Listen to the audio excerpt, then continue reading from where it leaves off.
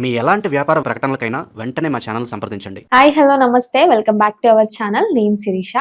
ఈ రోజు మన స్టూడియోలో ఉన్నారు స్పెషల్ గెస్ట్. ఎవరంటే వంటింటి వైద్యం అని చెప్తే కేర్ ఆఫ్ అడ్రస్ ఎవరు అని అంటే డాక్టర్ చిట్టిబొట్ల మధుసూదన శర్మ గారు, doctor gold medallist and ayurvedic specialist. Hi sir. Hi మా. సార్, ఫస్ట్ ఇప్పుడు చూసుకుంటే సైనస్ తో చాలా మంది ప్రాబ్లం ఫేస్ చేస్తున్నారు. అసలు కోల్డ్ అవుతే మాత్రం వాళ్ళు అసలు ఒక విపరీతమైన అదొక జబ్బులాగా అయిపోతుంది.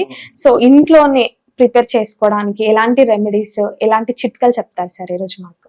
ఈ సైనసైటిస్ సమస్య వయస్సుతో నిమిత్తం లేకుండా ఇంచుమించు అందరికీ వస్తుంటుందమ్మా. సో చిన్నపిల్లలకు మరీ ఇబ్బంది పడుతుంటారు, యుక్త వయసు వాళ్ళు ఇబ్బంది పడుతుంటారు, కొంత వయసు వచ్చినటువంటి వాళ్ళు ఇబ్బంది పడుతుంటారు. జనరల్ గా మరి ఇంచుమించు అందరికీ వస్తుంటుంది, మా ఆడవాళ్ళకు మగవాళ్ళకు అందరికీ వస్తుంటుంది.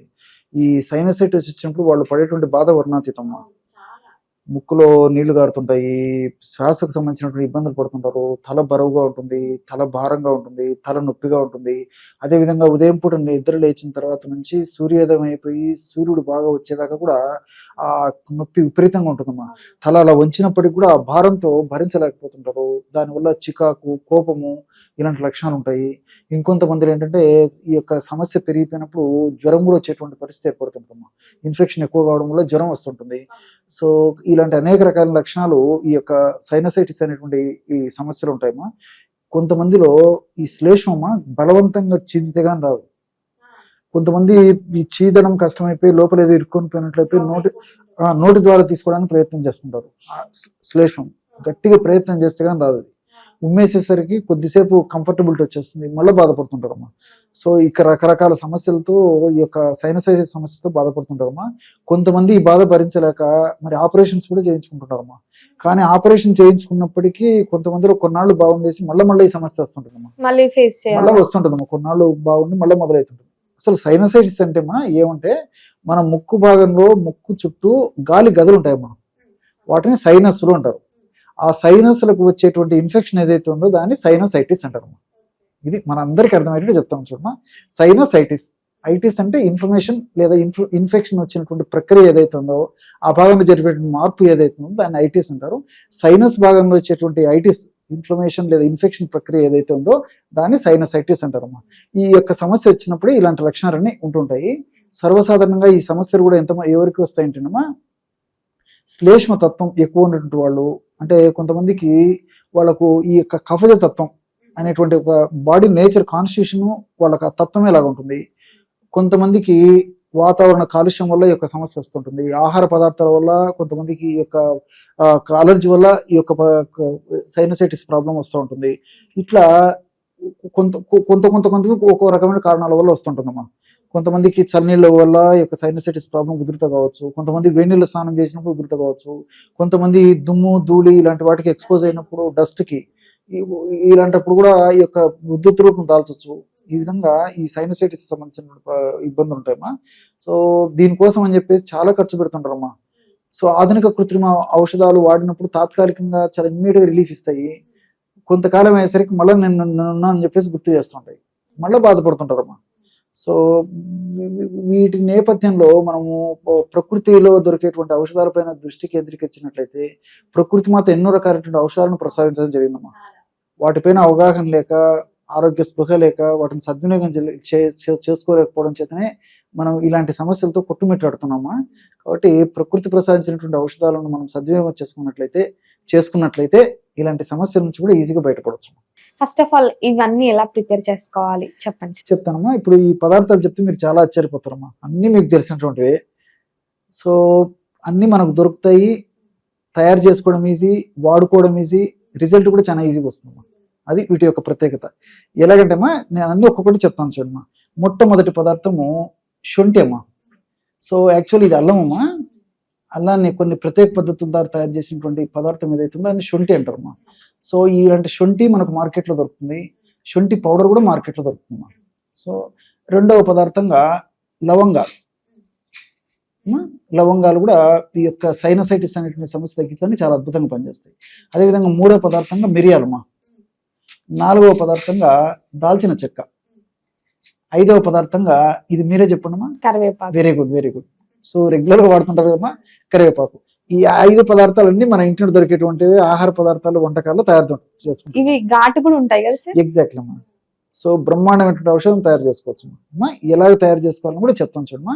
ఇప్పుడు మొట్టమొదటి ఏం చేస్తారంటే అమ్మా, ఈ యొక్క 5 పదార్థాలు కూడా ఒక్కొక్కటి 25 గ్రామ్స్ చొప్పున కలుపుకోవాలమ్మా పొడి. ఫర్ ఎగ్జాంపుల్ ఫస్ట్ శొంఠి అమ్మా. ఫస్ట్ శొంఠి గురించి మీకు చూపించాను కదమ్మా. శొంఠి మనకు చెప్పాను ఇంతకుముందు చెప్పినట్లు మనకు మార్కెట్లో పౌడర్ కూడా దొరుకుతుంది, లేకపోతే ఈజీగా పౌడర్ చేసుకోవచ్చు అమ్మా. సో శోధించే శొంఠి, దీని పేరే శోధిస్తుంది కాబట్టి దీన్ని శొంఠి అంటారమ్మా.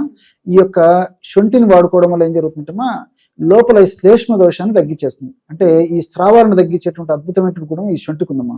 అంతేకాకుండా ఈ సైనసైటిస్ వల్ల వచ్చేటువంటి నొప్పి, పోటు, బాధ, సలుపు, అసౌకర్యం అన్ని కూడా తగ్గించేటువంటి అద్భుతమైనటువంటి శక్తి ఈ శొంఠికి ఉంది. అదేవిధంగా ఈ శ్వాస బాగా ఆడేందుకు కూడా ఈ శొంఠి చాలా చక్కగా ఉపయోగపడుతుందమ్మా. శొంఠిలో జింజరాలు, షాగోలు అనేటువంటి రసాయన పదార్థాలు ఉన్నట్లు ఆధునికంగా పరిశోధనల ద్వారా కూడా నిరూపితమైనమ్మా. సో ఇవన్నీ కూడా ప్రత్యక్షంగా పరోక్షంగా ఈ సైనస్ వ్యాధిని తగ్గించేందుకు చాలా చక్కగా ఉపయోగపడతాయని చెప్పేసి కూడా మనకు రుజువైందమ్మా. సో ఇలాంటి శొంఠి పొడి ఒక 25 గ్రాములు తీసుకోవాలి అమ్మా ఒక చిన్న పాత్రలో. రెండవ పదార్థంగా లవంగాలమ్మా. సో లవంగాలు గురించి కూడా ప్రత్యేకంగా చెప్పనక్కర్లేదమ్మా. లవంగాల్లో యూజినాల్ అనేటువంటి ఒక రసాయన పదార్థం ఉందమ్మా. బెస్ట్ యాంటీ ఆక్సిడెంట్ అమ్మా. మనకు దొరికేటువంటి అనేక రకాలైనటువంటి వివిధ రకాలైన పదార్థాల్లో ఇందులో ఉన్నటువంటి యాంటీ ఆక్సిడెంట్ ప్రాపర్టీస్ మిగతా ఏ ద్రవ్యాలు లేవంటే ఆశ్చర్యం కాదమ్మా. అంత అద్భుతమైనటువంటి ఔషధ గుణాలు ఈ చిన్న లవంగంలో ప్రకృతి మాత నిక్షిప్తీకరించి మనకు ప్రసాదించడం జరిగిందమ్మా. సో లవంగాలను కాస్త వేడి చేసేసి కాస్త వేయించేసేసి పౌడర్ లాగా తయారు చేసుకొని ఒక 25 గ్రాములు తీసుకోవాలమ్మా. మూడవ పదార్థంగా మిరియాలు. సో ఈ మిరియాలను కూడా కాస్త వేయించేసేసి పొడి చేసుకొని ఒక 25 గ్రాములు తీసుకోవాలమ్మా. కాస్త వేయించాలమ్మా. సో మిరియాల్లో పెప్పరిన్ అనేటువంటి రసాయన పదార్థం కూడా ఈ సైనసైటిస్ వ్యాధిని తగ్గించేందుకు చాలా అద్భుతంగా పనిచేస్తుందమ్మా. రెండవది ఏంటంటే వ్యాధి నిరోధక శక్తిని బాగా పెంచుతుంది.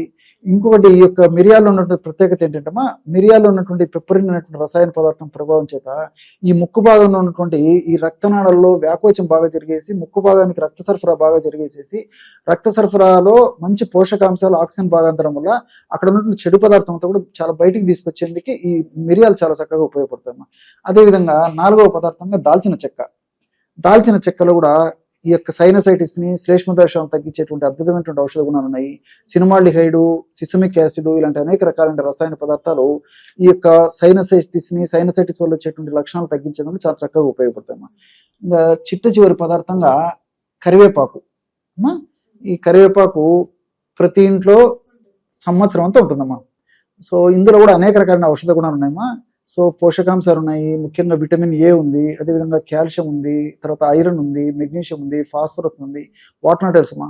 ప్రతి ఇంచుమించు అన్ని పోషకాంశాలు కూడా ఈ సూక్ష్మ పోషకాంశాలు కూడా కరివేపాకు ఉన్నాయి. అంతేకాకుండా ఈ శ్లేష్మ దోషాలను తగ్గించడానికి, వ్యాధి నిరోధక శక్తిని పెంపొందింపజేసేదానికి, రక్తాన్ని శుద్ధి చేసేదానికి ఇలాంటి అనేక వాటికి కూడా ఈ యొక్క కరివేపాకు చాలా చక్కగా ఉపయోగపడుతుందమ్మా. కరివేపాకుని తెచ్చుకొని కాస్త నీళ్ళతో కడిగేసేసి శుభ్రంగా తుడిచేసేసి బాగా ఎండించేసేసి పౌడర్గా తయారు చేసుకొని ఆ యొక్క పౌడర్ కూడా ఒక 25 గ్రామ్స్ తీసుకోవాలమ్మా. మొత్తం ఈ 5 పదార్థాలు ఒక్కొక్క 25 గ్రామ్స్ చొప్పున కలిపేసేసి చూర్ణాలు ఒక గాజు సీసాలో నిల్వ ఉంచుకోవాలమ్మా. ఈ 5 ఒకటే దాంట్లో పెట్టచ్చు అంత ఒకటేసారి అమ్మా, ఒక్కసారి తయారు చేసుకుంటే అయిపోతుంది. సో ఈ పౌడర్ ఈ విధంగా కలుపుకున్నటువంటి పౌడర్ నువ్వు గాజు సీసాలు ఉంచుకోనమ్మా. రోజు ఉదయం ఒక్కసారి, సాయంత్రం ఒక్కసారి వాడుకోవాలి. ఎలా వాడుకోవాలంటే ఒక 200 ml వాటర్ తీసుకోవాలి. 200 ml వాటర్లో ఒక 2 గ్రామ్స్ ఈ యొక్క పౌడర్ను, అంటే అర చెంచా కంటే కూడా తక్కువమ్మా, ఈ పౌడర్ని వేసేసి పొయ్యి మీద పెట్టేసి సన్న మంట మీద 200 మిల్లీలీటర్ల నీటికి గాను 100 మిల్లీలీటర్ల నీళ్లు మాత్రమే మిగిలేటట్లు మరిగించి దించి గోరువెచ్చగా ఉన్నప్పుడు వడగట్టేసేసి కాస్త తేనె వాడదగినటువంటి వాళ్ళందరూ కూడా కాస్త తేనె కలిపి తీసుకోవచ్చు. కొంచెం టేస్ట్ కోసం. తేనె వాడకూడనటువంటి వాళ్ళు ఎవరంటే అలాగైనా వాడుకోవచ్చు. నిమ్మకాయ కూడా నిమ్మకాయ కొంతమందికి పడకపోతే ఇబ్బంది అవుతుందమ్మా. కాబట్టి ఈ యొక్క ఫార్ములాలో మాత్రం నిమ్మకాయ జనరల్ గా వాడరు. కాబట్టి తేనె వాడుకోవచ్చు, లేకపోతే అలాగైనా వాడుకోవచ్చు. లేకపోతే ఇలాచి స్మెల్ ఫ్రాగ్రెన్స్ కోసం ఇలాచి పౌడర్ కూడా కలుపుకోవచ్చు. అలా కలుపుకోవచ్చు. కానీ నిమ్మరసం అయితే దీంట్లో జనరల్ వాడరమ్మా. సో ఈ విధంగా రెగ్యులర్ గా తీసుకోవడం వల్ల చాలా అద్భుతమైన ఫలితాలు కలుగుతాయమ్మా. నేను చెప్పినటువంటి పద్ధతిలో ఔషధం తయారు చేసుకున్నది అయిపోయిన తర్వాత మళ్ళీ ఫ్రెష్ గా తయారు చేసుకుని వాడుకుంటున్నారమ్మా. ఈ విధంగా కొన్నాళ్ల పాటు వాడుకోవడం వల్ల ఉన్నటువంటి సమస్యలు తగ్గిపోతాయి. మళ్ళీ భవిష్యత్తులో మరలా పునరావృతం కాకుండా కూడా ఇందులో ఉన్నటువంటి రసాయన గుణాలు, ఔషధత్వాలు సదా మన దేహంలో ఉంటూ సదా కాపాడుతూ సదా రక్షిస్తూ ఉంటాయమ్మా. సార్ ముఖ్యంగా మరి ఇప్పుడున్న బిజీ లైఫ్ లో చాలా మంది ఇవన్నీ ప్రిపేర్ చేసుకోకపోవచ్చు. చేసుకుంటే మంచిదే. ఇన్స్టెంట్ గా మన ఇంట్లో మన చేతుల ద్వారా మనం చేసుకుంటాం. సో ముఖ్యంగా ఈ బిజీ షెడ్యూల్స్ లో చేసుకొని వాళ్ళకి మార్కెట్ లో ఇన్స్టెంట్ గా ఏమైనా దొరికే ఛాన్సెస్ ఉన్నాయా? చాలా ఉన్నాయమ్మా. ఇందులో లవంగాది చూర్ణం అని చెప్పేసి ఒక మెడిసిన్ దొరుకుతుందమ్మా. లవంగాది చూర్ణం ఫామ్ లో దొరుకుతుంది, పౌడర్ రూపంలో దొరుకుతుంది. దాన్ని ఉదయం పావు చెంచా, సాయంత్రం పావు చెంచా కాస్త తేనెతో కలిపి కానీ కాస్త గోరువెచ్చని నీళ్ళు కానీ కలిపి తీసుకున్నా చక్కటి ఫలితం కలుగుతుంది. అట్లే ఏలాది చూర్ణం అని చెప్పేసి ఒక ఔషధం ఉందమ్మా. ఏలకులు ప్రధానంగా కలిపి తయారు చేసినటువంటి ఔషధము. ఆ ఏలాది చూర్ణాన్ని కూడా ఇదే పద్ధతిలో పావు చెంచా పొద్దున, పావు చెంచా సాయంత్రము తేనెతో కానీ లేకపోతే కాస్త గోరువెచ్చని నీళ్ళలో కానీ కలిపి తీసుకోవచ్చు. అట్లే కడుపు ముక్కులోకి వేసుకునే దానికి కూడా చాలా చాలా ఆయిల్స్ ఉన్నాయమ్మా. ఎక్కువ మంది ఆయుర్వేద వైద్యులు వాడేటువంటి కామన్ గా ఎలాంటి సైడ్ ఎఫెక్ట్స్ లేనటువంటి ఒక మెడిసిన్ చెప్తానమ్మా. షడ్బిందు తైలం. షడ్బిందు తైలం దాని పేరు. ఆయుర్వేద ఔషధ విక్రయశాలలో దొరుకుతాయమ్మా ఇవన్నీ కూడా. రోజు ఉదయం 2 చుక్కలు, రాత్రి 2 చుక్కలు కొన్నాళ్ళ పాటు వేసుకున్నప్పటికీ చాలా త్వరగా సమర్థవంతంగా ఫలితాలు కలుగుతాయమ్మా.